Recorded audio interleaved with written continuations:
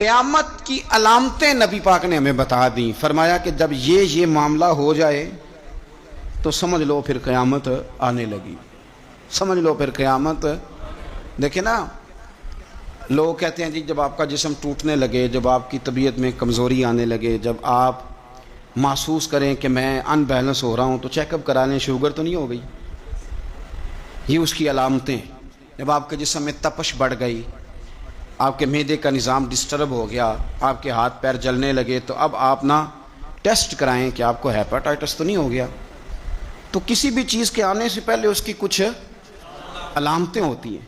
تو ہمارے رسول پاک علیہ السلام نے ہمیں کچھ نشانیاں بتا دی قیامت کی. فرمایا ان نشانیوں پر غور کرو، جب یہ چیزیں آئیں پھر تمہیں نے انتظار کرنا ہے. پھر قیامت آئے گی، پھر تارے جھڑیں گے، چاند ٹوٹے گا، زلزلہ آئے گا.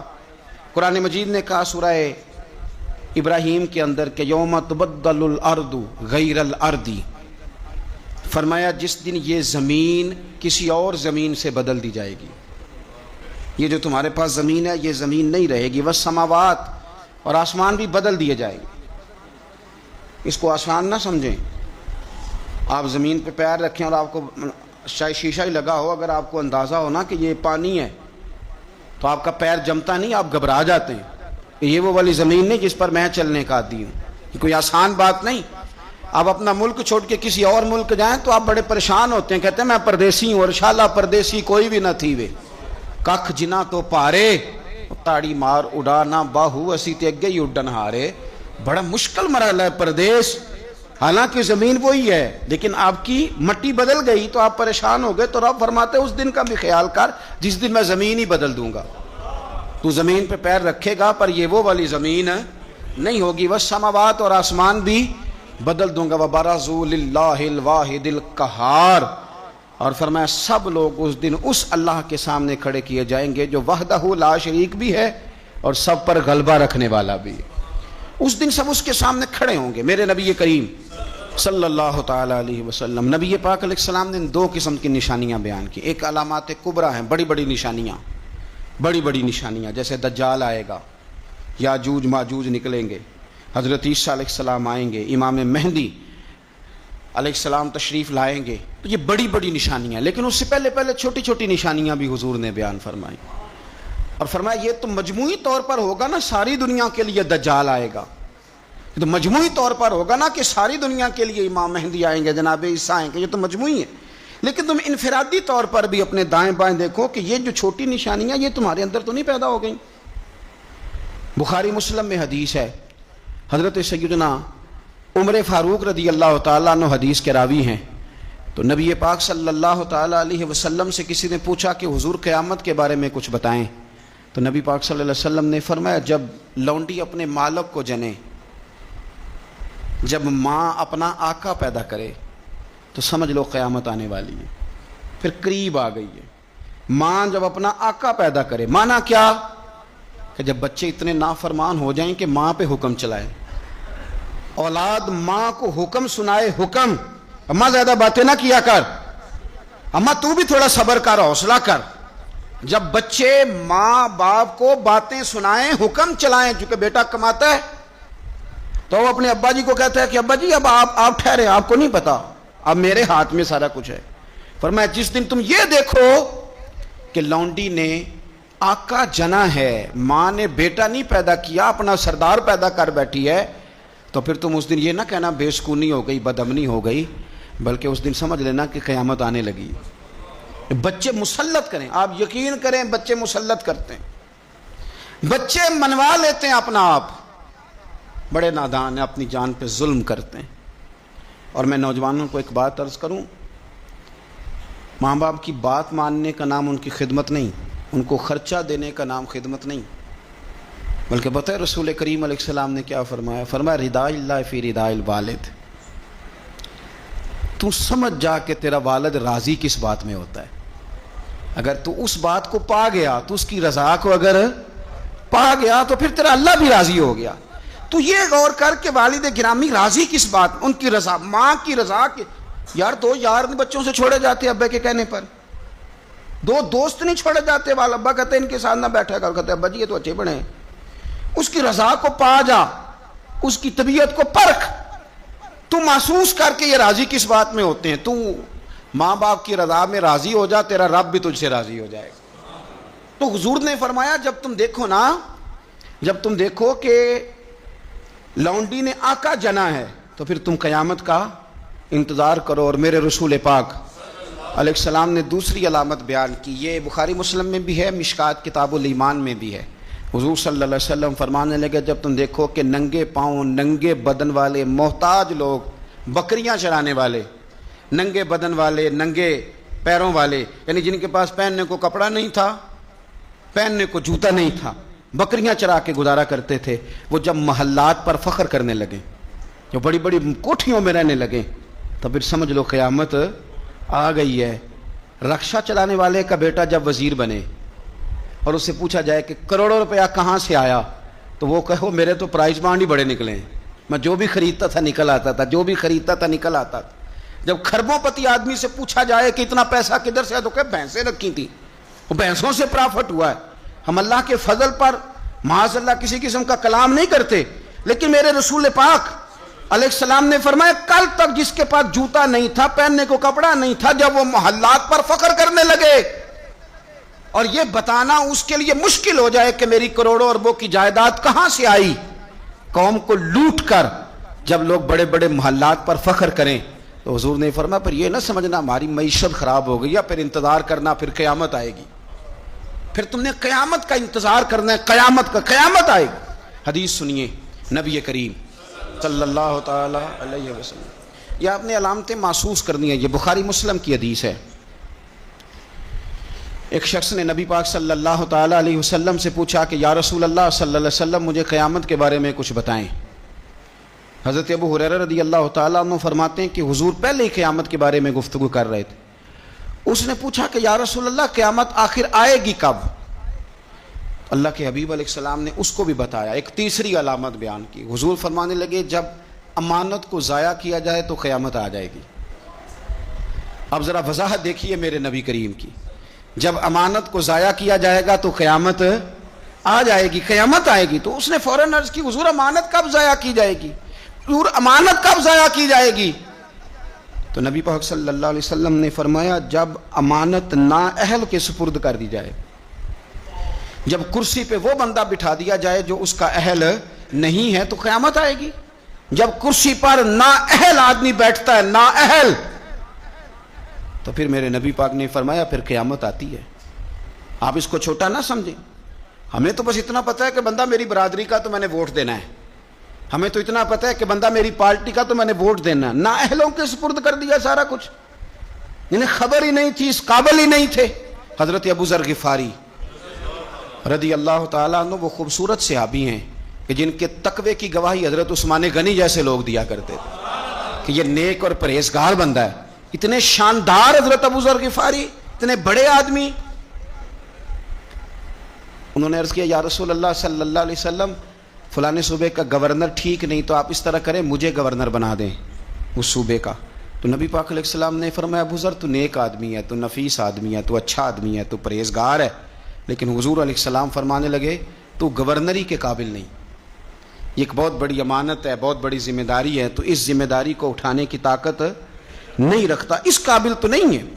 محبت اور چیز کا نام ہے، قابلیت یہ بھی ہو سکتا ہے کہ کوئی آدمی کسی چیز سے مخلص ہو لیکن اس کی قابلیت نہ رکھتا ہو. قابل آدمی کو آپ بٹھائیں گے. مخلص ہونا اور ہے، قابل ہونا. ایک آدمی آپ سے بڑا پیار کرتا ہے پر وہ ڈاکٹر نہیں، تو دوائی اس سے لیں گے کہ ڈاکٹر سے لیں گے؟ تو آپ کہیں ڈاکٹر تو میرا واقف ہی نہیں، میں نے تو یہ پیار بڑا کرتا ہے دوائی اسی سے لینی ہے. بھائی محبت اور چیز ہے، قابلیت ہم نااہلوں کے سپرد مانتے کرتے ہیں، یہ مان جانا چاہیے ہمیں. ملا رومی نے ایک بڑی خوبصورت بات لکھی ہے، بڑی خوبصورت، اور فرماتے ہیں ایک بادشاہ نے باز رکھا ہوا تھا. باز بڑا تنگ تھا بادشاہ سے. تو باز جو ہوتا ہے نا اس کے ناخن بڑے ہوتے ہیں، اس کے پر بھی بڑے ہوتے ہیں، اس لیے کہ اس نے پنجوں کے ساتھ اپنا شکار پکڑنا ہوتا ہے، پروں کے ساتھ پکڑنا ہوتا ہے. تو اس کے ناخن بھی بڑے بڑے تھے، پر بھی بڑے بڑے تھے، پر وہ بادشاہ سے تنگ بڑا تھا کہ یہ جو ہے اس نے مجھے قید کیا ہوا ہے. ایک دن پنجرا کھولا تھا تو باز اڑ گیا، ایک بوڑھی اماں کے گھر چلا گیا. بوڑھی نے بڑا پیار کیا، پہلے تو تھپکی دی، پھر چوری کھلائی، پھر بڑی محبت کری. بعض اس سے بڑا راضی ہوا، اس نے کہا یہ اماں ٹھیک ہے، قید تو نہیں نہ کرتی، چوریاں بھی کھلاتی ہے، پیار بھی بڑا کرتی ہے۔ تو اماں ایک دن کہنے لگی کتنا بیوقوف تھا بادشاہ جس کے پاس تو رہتا تھا، تیرے نہ کبھی ناخن کاٹے نہ تیرے بال کاٹے۔ اس نے اس طرح پکڑا اور پہلے اس کے ناخن اتارے، بڑا چیخا، بڑا چلایا کہ میرا تو کمال ہی میرے ناخنوں میں ہے۔ انہیں کاٹ ڈالے، پھر اس نے کینچی لی اور اس کے پر کاٹے، کیونکہ دیکھو کتنا برا حال کیا ہوا ہے۔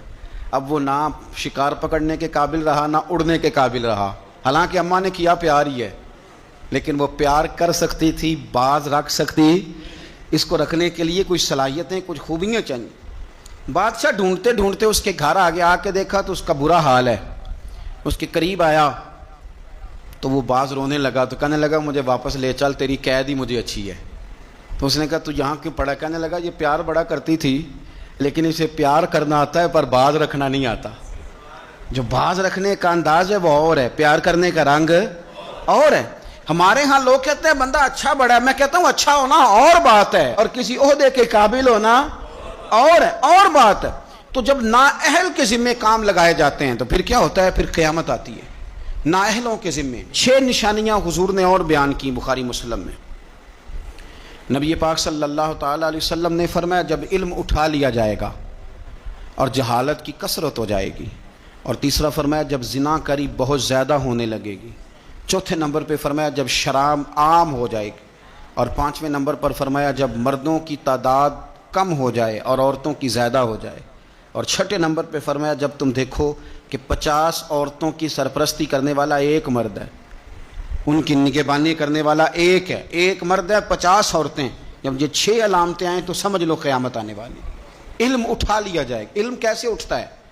علماء جب چلے جاتے ہیں اور پیچھے نئے علماء تیار نہیں ہوتے تو پھر علم اٹھ جاتا ہے۔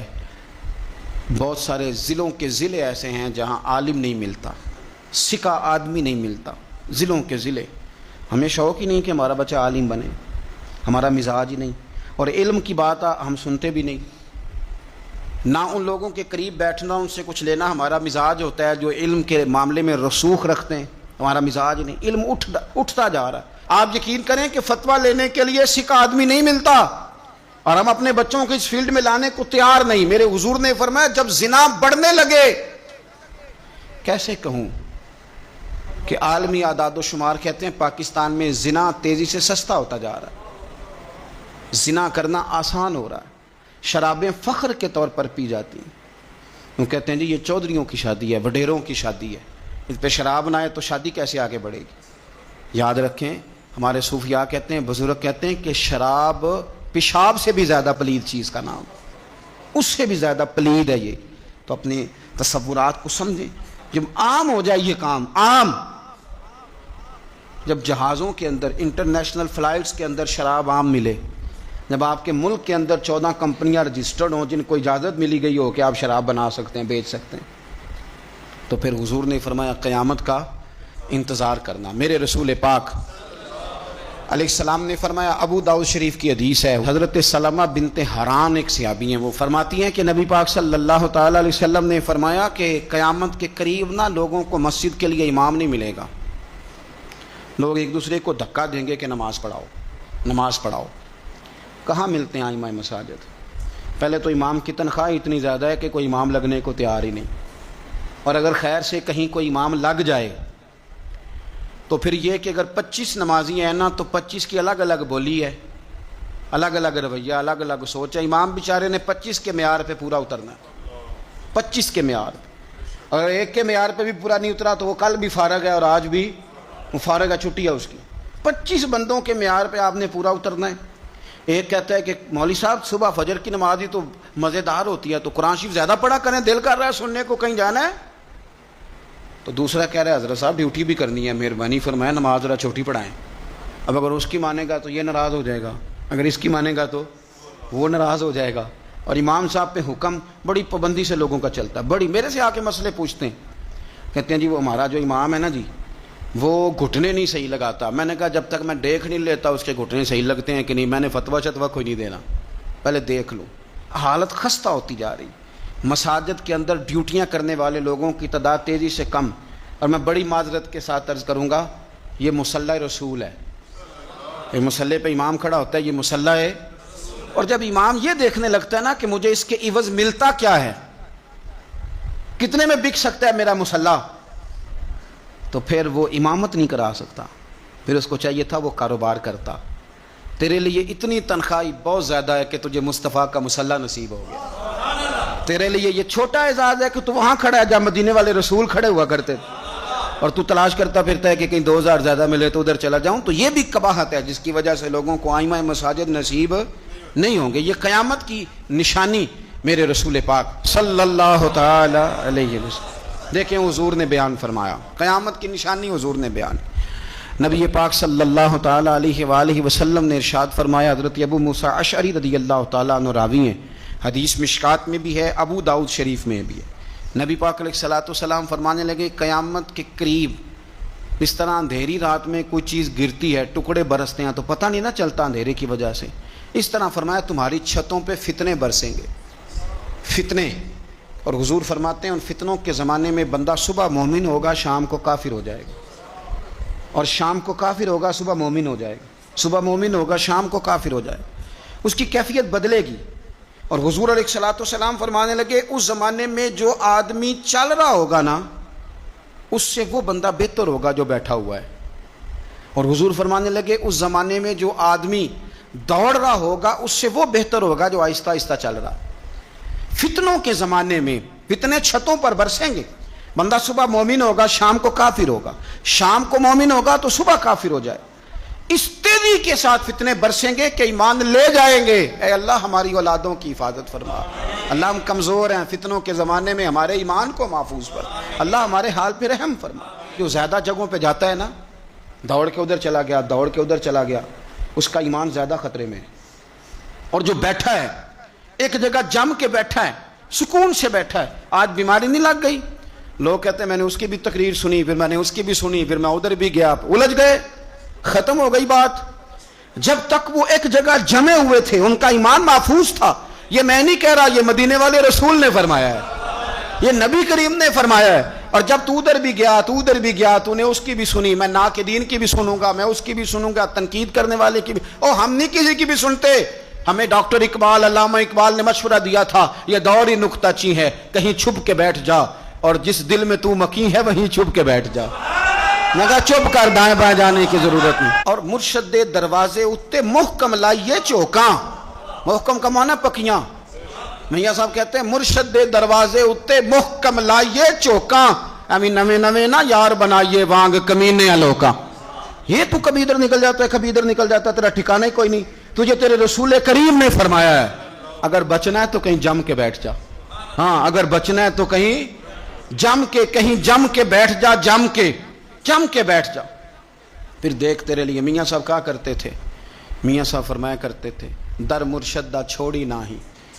یہ میں کسی پیر کے لیے یا اپنے لیے نہیں پڑھ رہا، یہ آپ سمجھ لیں مرشد کامل کے لیے پڑھ رہا ہوں. وہ کہتے تھے در مرشد دا چھوڑی نہ ہی، نہیں تے ہو جاویں گا روگی، تے جیڑی بکری اجڑوں وچھڑی یو بگیاڑاں جوگی. جیڑی بڑے بڑے بگیاڑ بیٹھے، بڑے بڑی لمبی چوڑی حدیثیں سنا کے باتیں، بڑے بڑے بگیاڑ، تو کسی کے قابو آ جائے گا، تیرے اندر طاقت نہیں بچنے کی، تو بس کر. یہ دور نکتہ چی ہے، تو کہیں چھپ کے بیٹھ جا، اور جس دل میں تو مکی ہے وہیں چھپ. 23 سال ہو گئے تھے بابا فرید الدین گنج شکر کو خواجہ قطب الدین کے پاس رہتے ہوئے. تو ایک یار اس رنگ کو، یہ ایک مزہ ہے، یہ جو ساری دنیا دیکھنے کا چسکا ہے نا، اور ساری یہ خراب کر دے گا. 23 سال ہو گئے. تو خواجہ قطب الدین صاحب کی خدمت میں کسی نے کو بندہ آیا دلی میں، تو اس نے آ کے بابا فرید سے پوچھا فلانے محلے جانا ہے. تو آپ فرمانے لگے مجھے نہیں پتا. تو وہ کہنے لگا آپ بھی نئے آئے ہیں؟ فرمایا نہیں 23 سال ہو گئے. تو اس نے کہا پھر آپ کو پتہ ہی نہیں؟ تو فرمانے لگے 2 گلیوں کا پتہ ہے، ایک جو مرشد کے گھر جاتی ہے، دوسری جو واپس آتی ہے. مرشد دے دروازے اتے محکم لائیے چوکاں، ایویں نویں نویں نہ یار بنائیے وانگ کمی. تو اگر فتنوں سے بچنا ہے تو آپ جم کے شریعت پر، دین پر اچھے طریقے، فتنوں سے بچیں، نئی نئی کہانیاں سننے سے بچیں. جو نئے لوگ آ جاتے ہیں نا نیا میک اپ کر کے کہ ہم اصل چیز لے کے آئے، اصل نہ بھائی، اصل وہی تھا جو داتا علی اجویری لے کے آئے تھے، اصل وہی ہے جو معین الملت والدین عطائے رسول خواجہ معین الدین چشتی لے کے آئے. اصل وہی ہے جو حضرت بہاؤالحق نقشبند بخاری نے بتایا، اصل وہی ہے جو شیخ شہاب الدین سہروردی نے بتایا، اصل وہی ہے جس کی تبلیغ غوث اعظم جیلانی نے فرمائی، جنہوں نے اپنی محبت کے ساتھ لوگوں کو دین کے اندر لا کر کے لوگوں کی روحوں تک مذہب اتارا۔ تو فتنوں کے زمانہ، یہ قرب قیامت کا زمانہ ہوگا، بھانت بھانت کی بولیاں، نئی نئی کہانیاں، ہمیں کیا لگے ان کہانیوں سے، ہم نے تو یہ بات سمجھ لی ہے، یہ بات ہمارے دل میں بیٹھ گئی ہے کہ بعد از خدا بزرگ توئی قصہ مختصر، اس پر جمے رہیں، اس پر قائم رہیں، اسی پر اللہ کی بارگاہ سے خاتمہ بالخیر مانگ